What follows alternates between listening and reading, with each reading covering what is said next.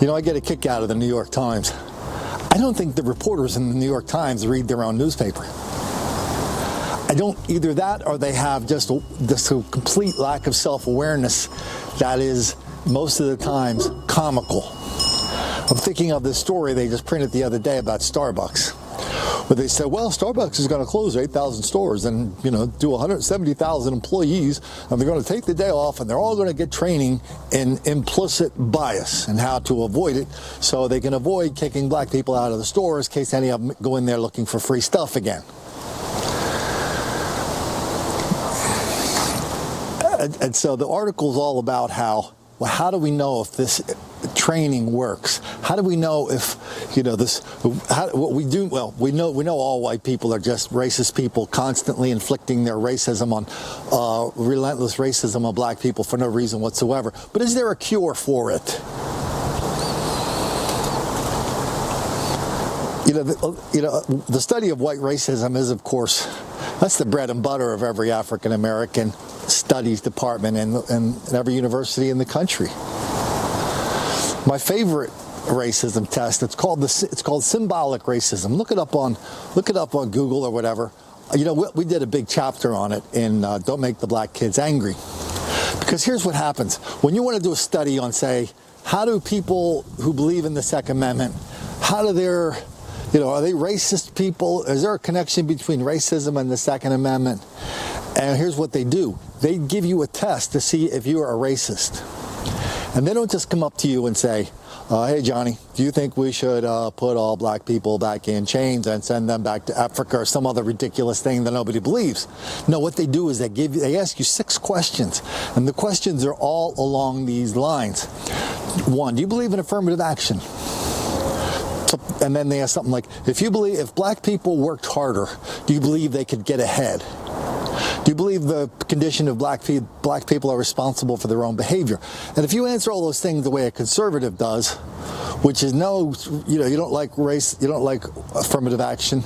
2, you don't like preferential treatment. 3, yes, everybody can write their own ticket and stuff like that. If you believe those things, you are tagged as a racist. And so the New York Times, everybody else, doesn't have any trouble believing that there's a whole gajillions of white racists out there just ready to inflict their racism on black people for no reason whatsoever. But here's what's interesting to me.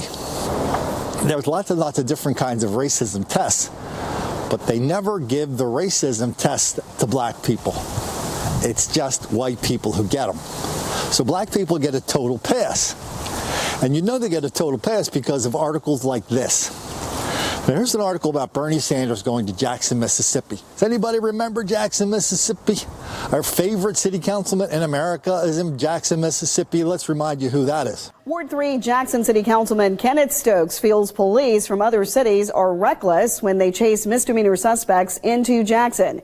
He wants to throw rocks, bricks, and bottles at these officers.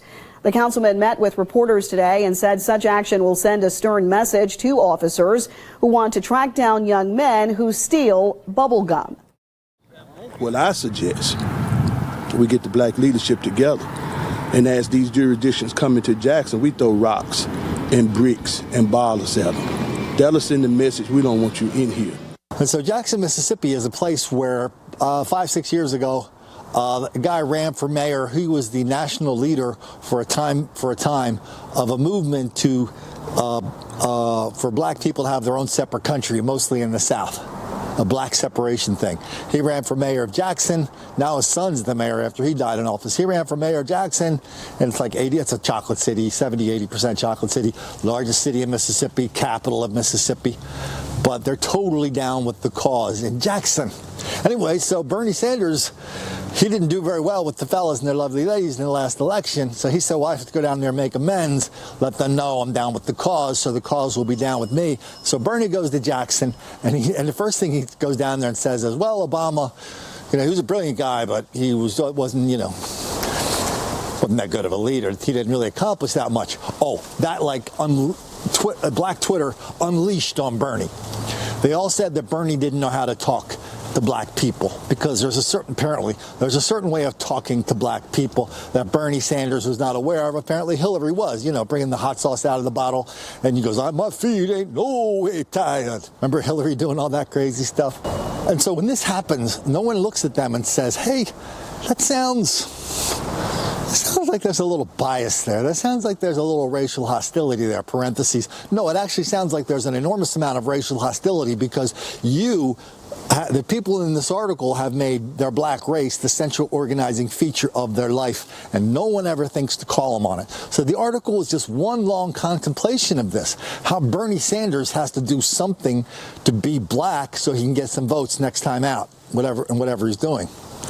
But my favorite part of the article came down kind of towards the end, where they're trying to explain the whole black thing to us, because it's a black thing and we wouldn't understand it. So they're going to explain the black thing to us down in Jackson. And they get a guy named Mike Espy. I think he was a congressman. He's running for senator in Mississippi.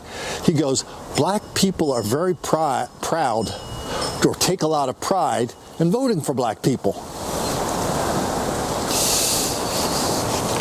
That doesn't sound ridiculously sociopathologically sick for somebody to say that and pretend it's anything other than what it is, which is racial venom, racial hostility dripping out of every pore of his body and the pore of every person involved in this article and every person involved with the whole Bernie Sanders Black Mississippi tour. And yet the New York Times wants us to contemplate just how awful white people are by asking us political questions about whether we in America believe that anybody can get ahead if they work, save, invest, and go to college, if they don't have kids out of wedlock, if they get a job, any job, if they don't use drugs, if they stay out of jail, if they get married. You do those 5 things, you'll be at, you won't go to jail. You'll actually, in spite of yourself, you will rise up. And the New York Times, the people at the Times, they're just totally oblivious to this whole thing. They're reporting, they're a part of, they're approving, while casting an eye on us, saying people who would think that's a stupid thing, we're the bad ones and they're the good ones. Good Lord, how did we get so far off the rails in this country? And for all of you guys out there that say, oh, God, that's the New York Times, they don't count because nobody reads them anymore. Don't fool yourself. The New York Times sets the tone and content for every newsroom in America, print, radio, and TV. So when these clowns come out and just drop this racial hostility and venom into their article as if it's like not anything we should pay attention to, we should definitely pay attention to that. Otherwise, we're going to make a lot of black kids angry.